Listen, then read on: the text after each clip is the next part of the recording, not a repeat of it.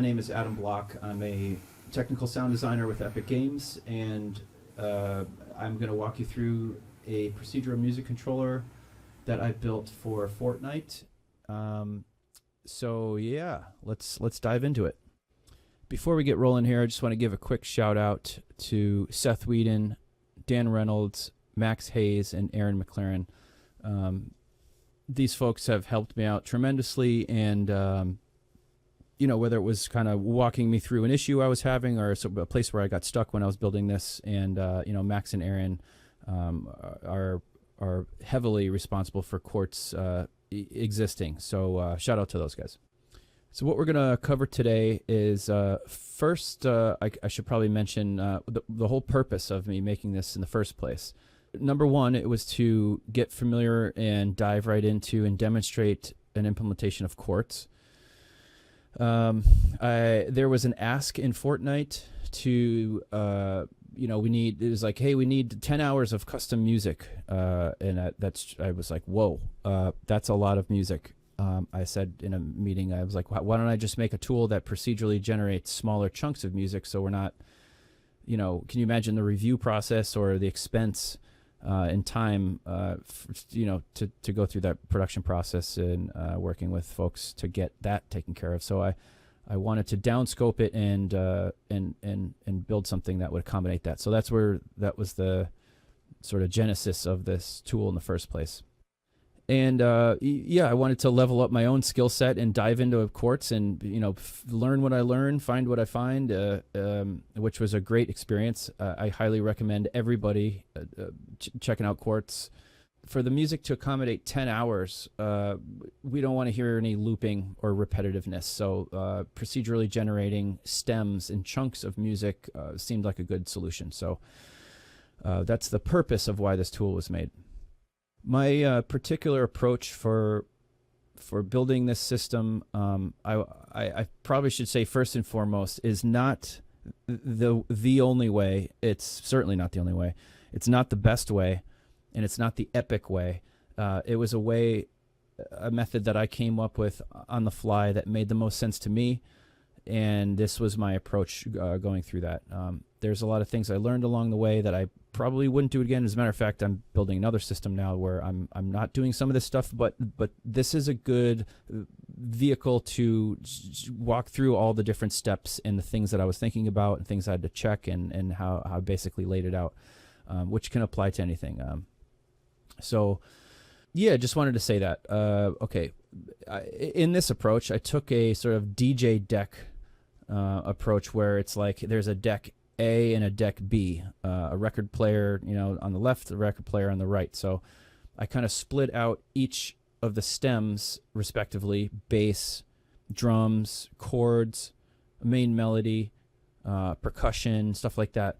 And I had different assets, like a pool of deck A bass parts, and then there was like a pool of deck B bass parts that would be like a call and response thing. So like it'll randomly choose things to from all the pools of A, and it would play on A, and then when the time was right, it would shuffle and like choose random stems and play them over on deck B. So that was the mindset that I came into creating this tool with, and at the end of the day, it's kind of just go with what you know. I mean, this made the most sense to me.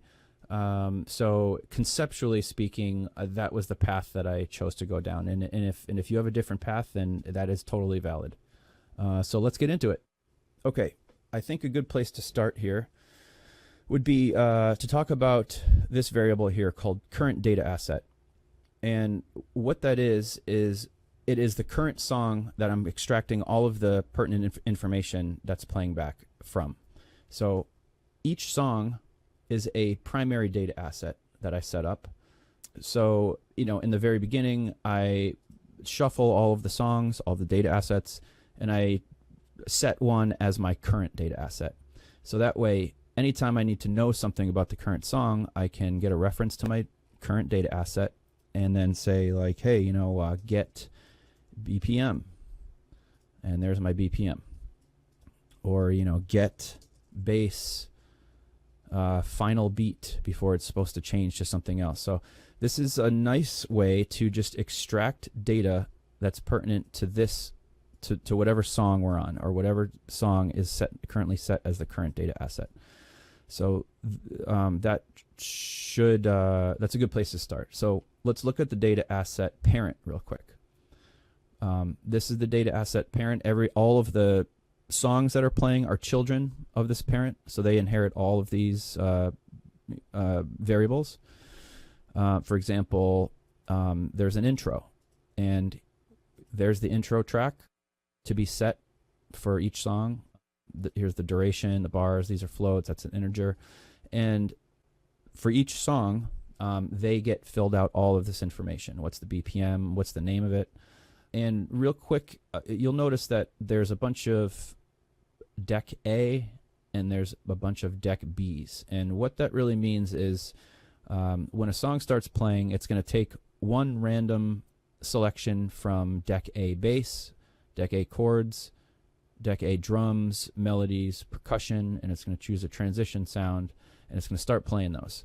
And then when it's about time to play something else, it's going to choose something random from deck B bass, deck chordal. So I kind of do this like, I almost thought of it like a DJ deck, like where there's two records, and deck A is playing the bass, and then once that's done, it's going to choose one randomly and play, choose a random bass part and play from deck B.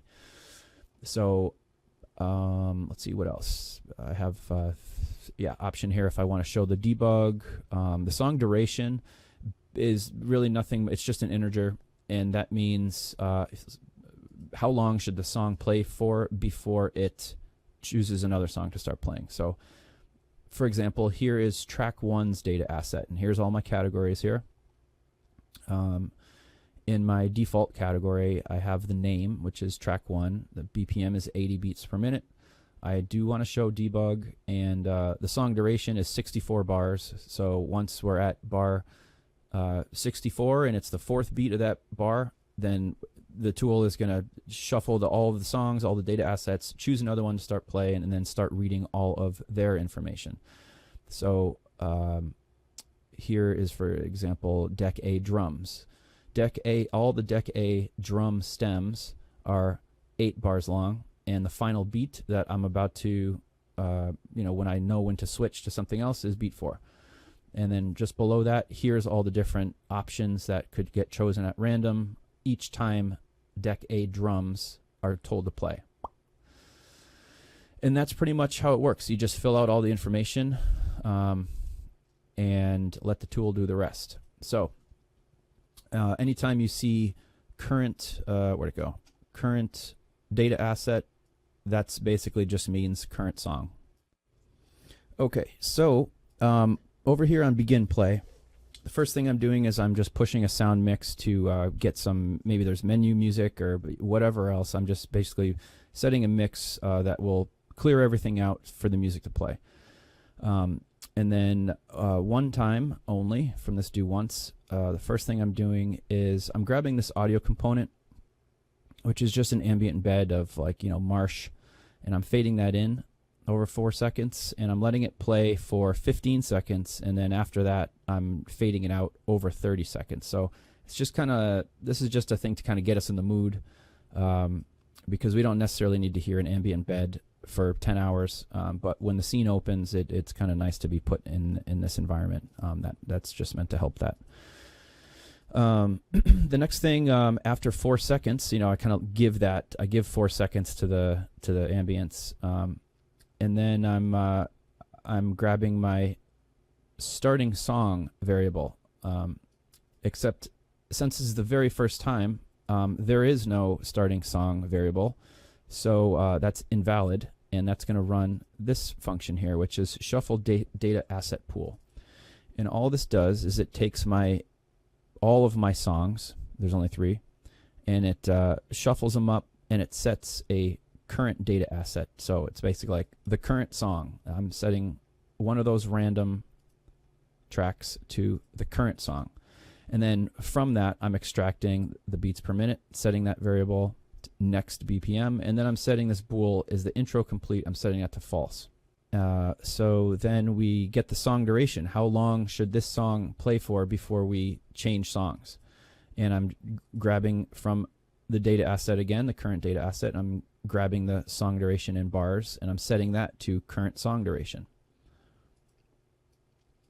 And then I'm checking to see, hey, does a chords clock already exist with the name that is the variable current clock name? And it does not, because this is the first time we're running through the logic.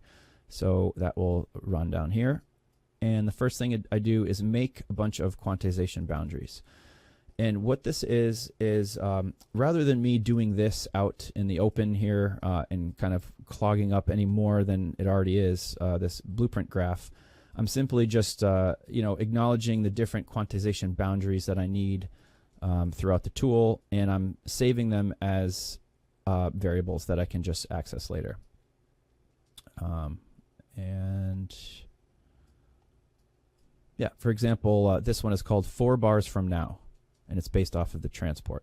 So this is, the multiplier is 4, so 4 bars from now based on the transport. So I'll need that later. So rather than just do this outside, I'm just kind of caching them all to variables here.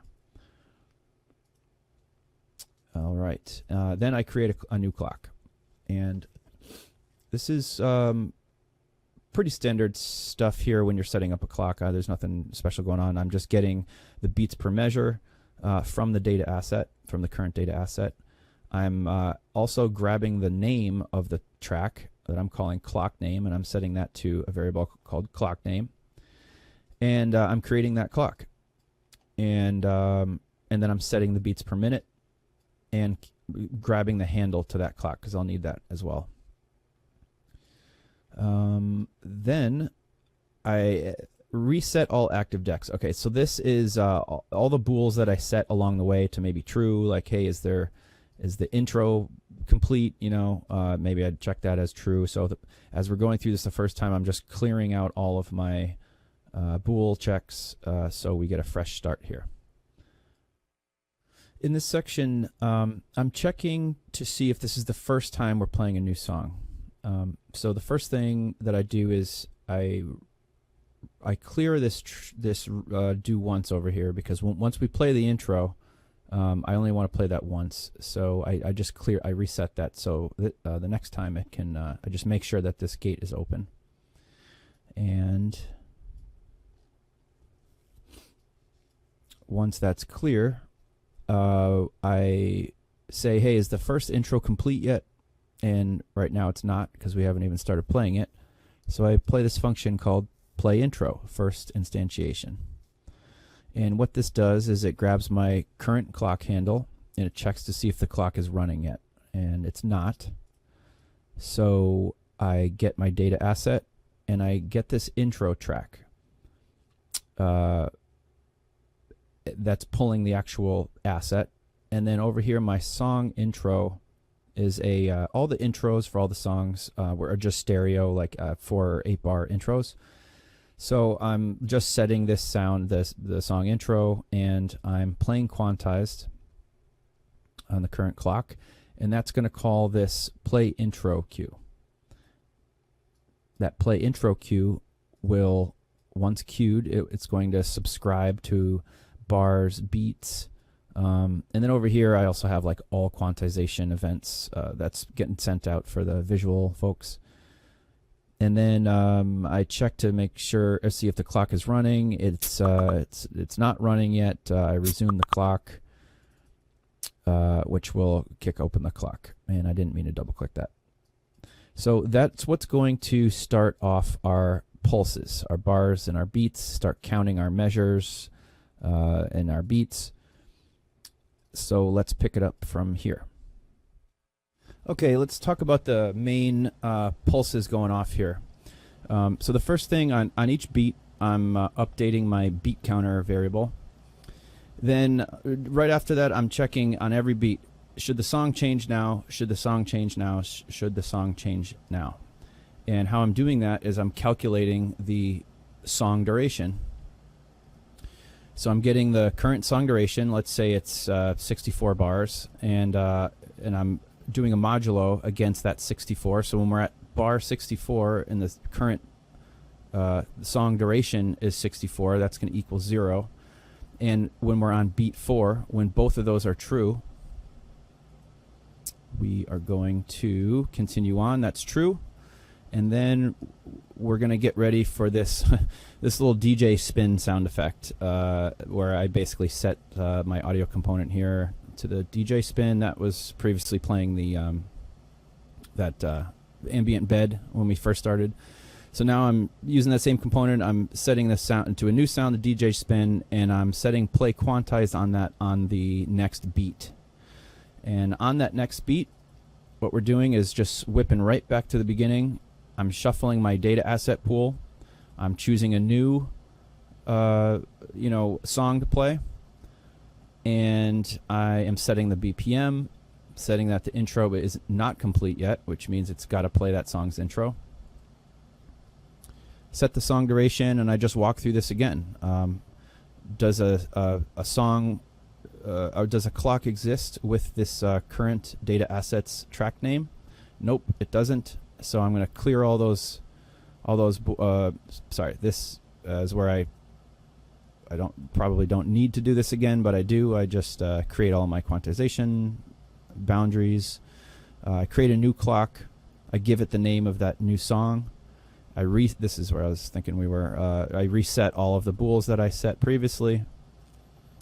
And then we just continue through. Let's see, is the first intro complete? No. And we set the sound of the intro. The clock, this time the clock is running. Is the clock running? Clock handle, the clock running is not running. So it will play the intro and kick off this play intro cue. And around and around we go. All right, moving along. On each beat, I am checking if it's the right time to play a cymbal swell or some sort of transitional element as the intro is finishing up. This calculate PFX delay is basically like wait to start sending beats, bars and beats, quantization beats to the particle effects team until the intro is done. And then once that's done, then I open this gate, and then they start receiving all these delegates. Now, they could just, since Quartz is a subsystem, they could just get a handle to the like my current clock and do this themselves. But just to make it ultra simple, I took each subdivision here, and I'm sending them discrete delegates, call on bar, call on beat, call on 30-second note. It's like, hey, here's all the things. You don't have to do anything other than bind to these events that I'm setting up for you guys. And I'm not sure if they use this or not, but I'm also sending them discrete snare and kick delegates. So, if on either beat 2 or 4, I'm sending them the snare hits, and then on beats 1 and 3, I'm sending them kick delegates. So that's the little section for the visual folks to get their events from. Okay, so getting some debug info. I'm resetting the transport again. Okay, so I'm referencing the current data asset. Once that intro is complete and we are on bar 4, I am resetting the transport to 000, so I can start counting the duration of the song. And I'm just basically emitting the intro duration before I start counting.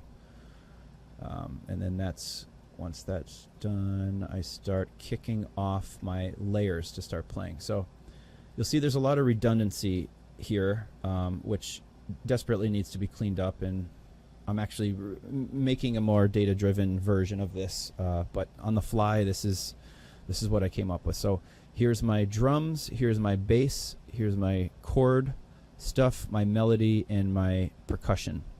And they're all doing basically the same thing. They are referencing a data asset. They're making sure it's the right time to start playing a new one. Should I play? True. Is the intro complete? Yes.